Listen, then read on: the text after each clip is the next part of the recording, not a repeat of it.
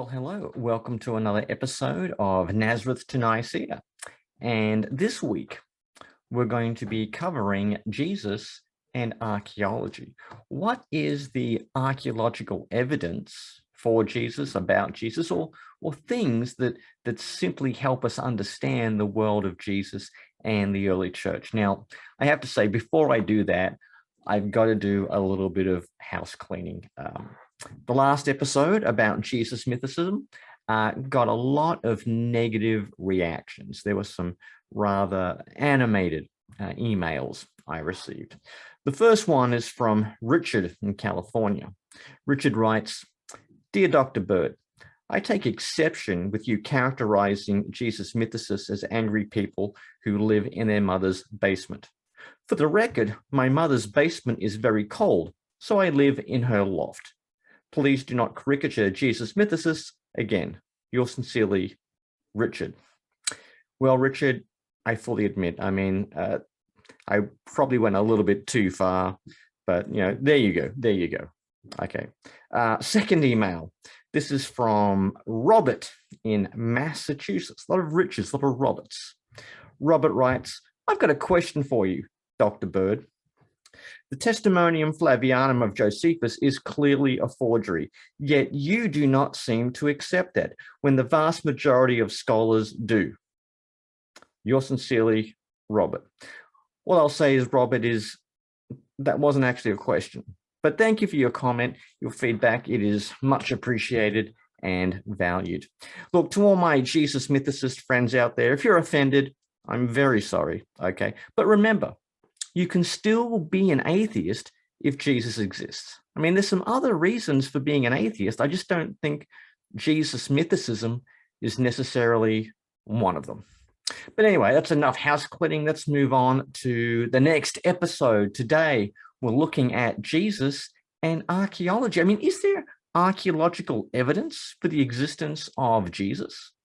Well, I don't think there is directly, but there is a lot of evidence. There are a lot of things that help us understand the world of Jesus, the context of Jesus, help illuminate some of the teachings of Jesus, if you like. And I'm going to go through what I think are the top 10 archaeological discoveries that illuminate the world of Jesus and the early church as well.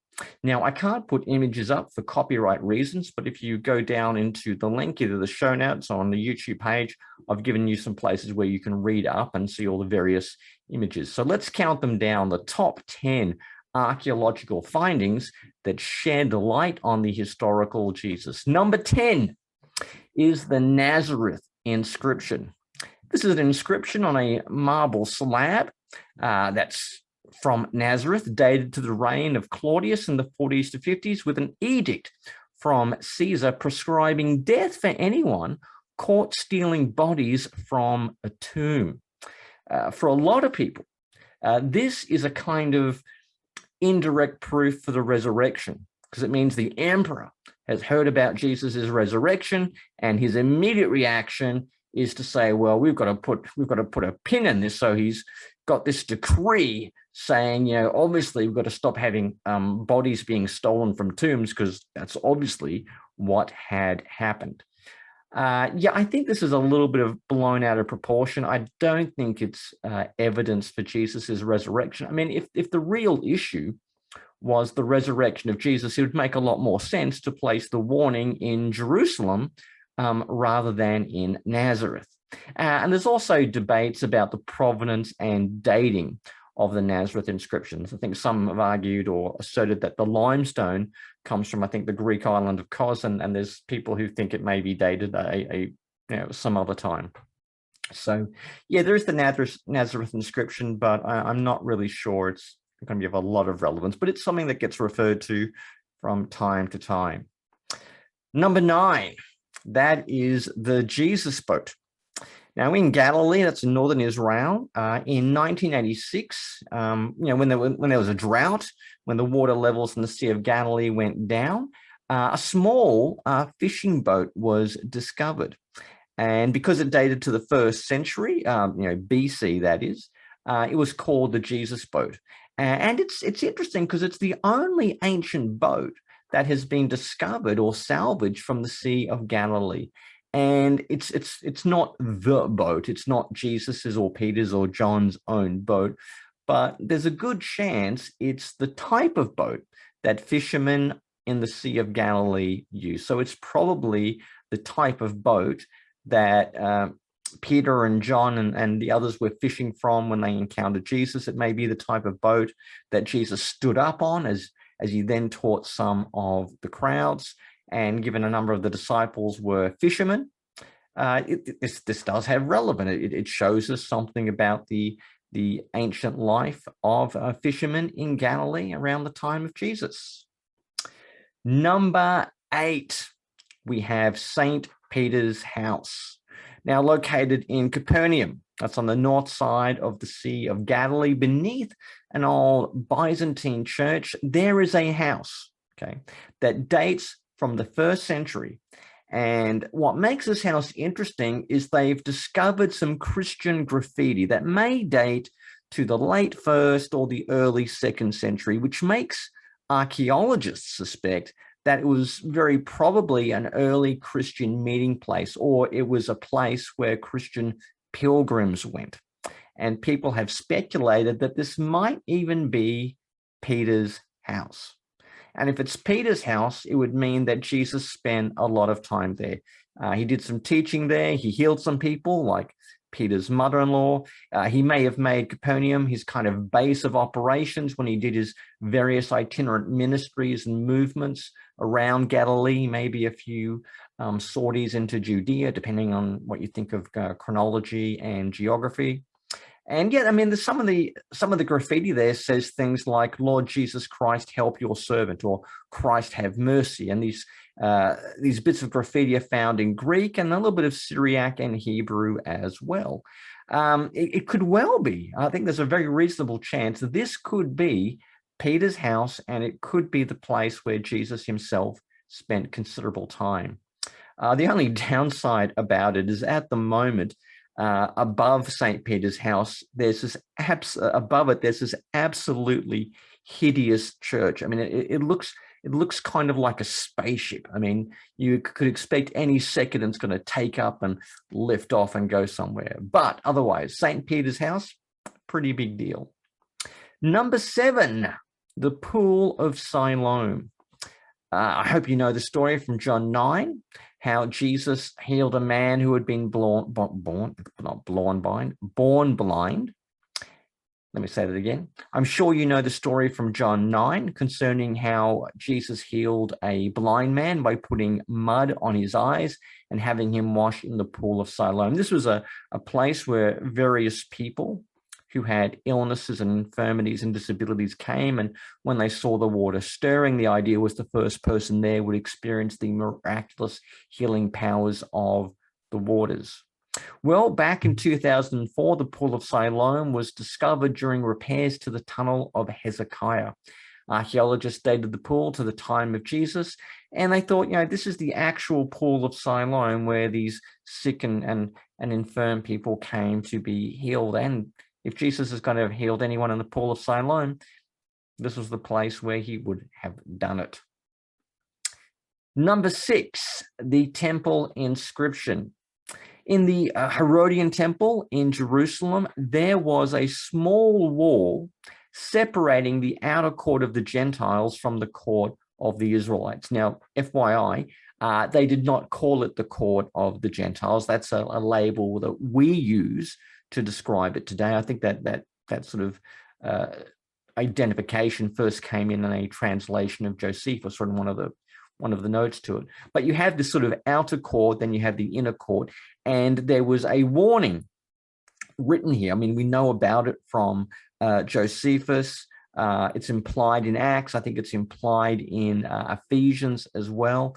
But we have the actual text of it, because it warns any foreigner who enters any further will be put to death. And this is trying to protect the sanctity of the temple. Okay, if you think of to the book of Acts, Paul was accused of bringing Greeks into the temple. In other words, he was accused of bringing Greeks beyond that court of the Gentiles and into the inner courts of the temple. In Ephesians 2 and 3, there's a lot made about the dividing wall between Jew and Gentile being broken down. I think that's a direct reference to this dividing wall that was fairly well known. What is interesting, though, is whether the introduction of this, dividing wall with the warning, for Gentiles to kind of keep out, whether that was a restriction on Gentile access or was it a liberalization of Gentile access? So a lot of people have seen this sort of wall as proof of the somewhat ethnocentric nature, even xenophobic nature of ancient Judaism. They wouldn't allow, Gentiles into their private areas of ethnic and cultic worship, that kind of a thing. So some people thought, this is introducing a restriction. I mean, they're only allowed into the outer court. They're not allowed to go any further. So this was restricting the access of non-Jews to the temple. But you could also think of it a slightly different way, as a liberalization. Perhaps it was the case that Gentiles, non-Jews, were not allowed anywhere inside the temple precincts at all. And the putting up of the wall, far from restricting Gentile access, actually permitted them a degree of access that they did not have before. So whereas once upon a time, maybe Gentiles were not allowed in any of the temple precincts, maybe by putting this wall up, it allows them a certain space, a certain area where they can go, they can worship, they can pray, maybe even, give some money to the temple or something like that. So it's a little bit more interesting. But this is something that's very important in the temple, and it's important for the study of Jesus and also for the Apostle Paul. Number 5, we have the Caiaphas Ossuary. Now, Caiaphas, should know from the Gospels, big, nasty high priest who had Jesus executed. He's portrayed very differently in films. I don't know whether you've noticed. The films and movies can do a lot of things with Caiaphas. Sometimes he can be a very bland, one-dimensional character. In other films, he can be a little bit more complex, and people look at his concerns, his motives, how he's being pulled in different directions. Well, Caiaphas died. He was buried, and as was the custom, someone would be buried in a tomb, and then when the body had completely decomposed, they would take the bones and put them in what's called a bone box or an ossuary, getting them ready for the day of resurrection. Now, Caiaphas's ossuary was discovered in 1994, filled with the bones of 6 people, including one who died in his 60s. That's the one who they think is Caiaphas himself. These ossuaries were, as I said, used for secondary burial. And the reason we think it belonged to Caiaphas is because on the outside of the box, it says Josephus, son of Caiaphas, or Joseph, son of Caiaphas. It's written in kind of I think a very difficult Hebrew to read, but it's definitely there. So this would provide evidence for the existence of Caiaphas in addition to what the Gospels and Josephus say about him. Number 4, we have the Pilate Stone. Pontius Pilate is referred to by the evangelists, by Philo, Josephus, and Tacitus. Interesting too, he's the only person besides Jesus and Mary who's mentioned in the Apostles' Creed. Several apocryphal works refer to Pilate, notably a book called The Acts of Pilate, which is probably a 2nd century sort of Christian legend about him. And in Christian imagination, Pilate, in fact, became a Christian.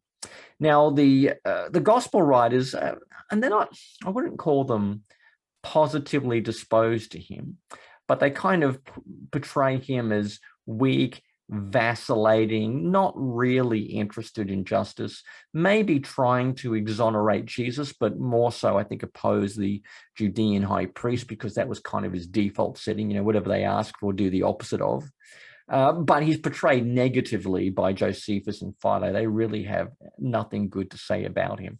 The evangelists call him a prefect, and there was a little bit of debate about that, because people thought, well, maybe he was not a prefect, he was in reality a procurator, which is kind of the name for imperial officials sent to govern imperial provinces. It's a little bit of a name distinction. But what's interesting is that the Pilate inscription which is something discovered by Italian archaeologists in the 1960s. They found a building dedication in Caesarea, which refers to Pontius Pilate, the prefect of Judea, has presented the Tiberium to the Caesareans. So the Tiberium is probably an imperial building dedicated to Tiberius, maybe got something to do with the imperial cult, or at least the imperial administration of Judea. But he's called a prefect, not a procurator. That's a semantic difference, but it goes to show that the procurators were probably not introduced until after the death of Herod Agrippa in 44 AD. But the Pilate Stone, yes, proves the existence of Pilate, which I guess we didn't really doubt, but it tells us some more things about him. Number 3, we have the Johanan bone and nail fragment. In 1968, a victim of Roman crucifixion from Judea was discovered inside, again, an ossuary for a man named Johanan. We have the remains of a human male, but what's distinct is that there is a heel bone with a nail through it. And it went, obviously, he was crucified, he was killed, then he was given an honorable burial, or he was at least buried, but they couldn't take the nail out of his heel. It was still stuck in there. And, after the bones were reburied, as with an ossuary, it's still there, and archaeologists found it. Now, this is interesting on a number of fronts. Okay, most victims of crucifixion were usually left up on a cross to be devoured by dogs, birds, wild animals, or else their bodies were taken and thrown into a kind of mass grave. The example of Johanan shows, even as an exception, that some families were able to retrieve the body of their loved one and give them a proper burial. Now, we actually do have more evidence for crucifixion and some of its archaeological remains. You can go read the great essay by Craig Evans in the book, How God Became Jesus. But yeah, I think this is one of the top archaeological findings, because it does show that some victims of crucifixion were given an honorable burial. Okay, counting down, getting to the top 2 now. Number 2 is P52, the Rylands Library Papyrus. This is a small fragment, a very small fragment of John 18, the Gospel of John 18. It's dated to either the 1st quarter or the 1st half of the 2nd century. So this is significant because, in other words, we have a papyrus fragment of the Gospel of John written within, 20 to 50 years of the Gospel of John being written itself. That is very significant. That is a big deal. There's not a lot of 2nd century papyrus. I should say the dating of papyrus is notoriously difficult, controversial. There can be some wide-ranging views on that. The book I normally refer to on this is by Michael Kruger and Charles Hill. They've got a great book about the manuscripts of the New Testament. But yeah, I think we do have some good evidence that the Gospel of John was certainly known and circulating by the early 2nd century, and P52, that's the proof. Okay, that brings us to issue number 1, or topic number 1, or archaeological finding number 1. What is the number 1 archaeological discovery that helps us to understand the historical Jesus? Well, for my mind, there's only really one contender, and that has to be the Dead Sea Scrolls, the Qumran Scrolls. These were discovered by Bedouin shepherds in 1946-47 in some caves, and what we have in there is not just a few odd assortment of scrolls. We have a massive library of scrolls in several caves. Now, there's all sorts of materials that they've got in there. Okay, you've got biblical text, copies of Isaiah, various other biblical books as well. You've got commentaries. A famous commentary on Habakkuk comes to mind. You've got liturgical works. You've got like hymns and songs, and even heavenly and angelic liturgies, like Song of the Sabbath Sacrifice, which is about the liturgy of angels in heaven. You've got biblical apocrypha, a lot of 1 Enoch, or all of 1 Enoch, except for, interestingly, the parables of Enoch, which is the part that often interests New Testament scholars the most. You've got apocalyptic texts, you've got community rules. Now, there's a number of things in here which are obviously very significant. You've got a big scrolls of Isaiah, which is interesting. Some texts that I particularly like referring to. One is the Messianic Apocalypse, 4Q 521, which is kind of what is meant to happen in the days of the Messiah. What is the Messiah going to do? Well, according to 4Q 521, he's going to do all the stuff in Isaiah 35 or Isaiah 61, which is the same stuff you find in the Gospel of Luke, in Luke 4, or in Luke 7, or which parallels Matthew 11. So the kind of job description for the Messiah that you find in 4Q 521 kind of parallels what you find in Luke 4, Luke 7, and Matthew 11 quite neatly. There's also 4Q MMT, which is sort of a list of instructions about certain purity regulations and how to do the works of the law. It seems to be like one priestly group is writing to another priestly group. There's 11Q Melchizedek, or 11Q13, which seems to describe a kind of angelic figure called Melchizedek, who describes himself in very, very divine terms.